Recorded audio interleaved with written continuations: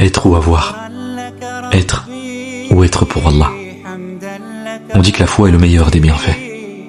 Pourtant, on préfère additionner les heures supplémentaires plutôt qu'honorer les heures de prière. On dit que le matérialisme est une affaire de société, qu'on n'emportera rien avec nous. Pourtant, nos placards sont prêts à s'écrouler sous le poids de nos désirs passagers. On dit que la vie est un long fleuve tranquille. Pourtant, assis sur la barque de la dunya, on se laisse facilement prendre par le courant. Tant que l'âme est contentée, tant que tout le monde le fait, on ne devrait pas s'en inquiéter. Non.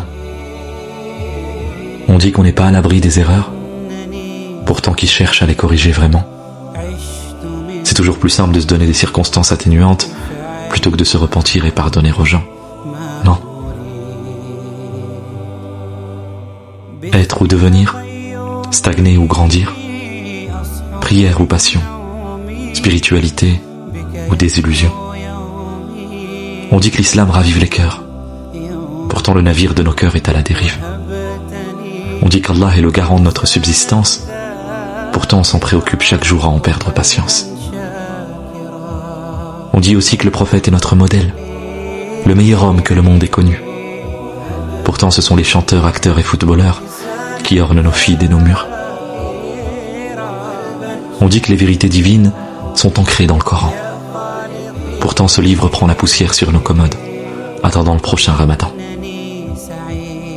Être ou incarner, musulman d'origine ou âme en quête de sens, être doué d'intelligence ou suiveur aux yeux bandés, vivre pour Allah ou vivre pour être regardé.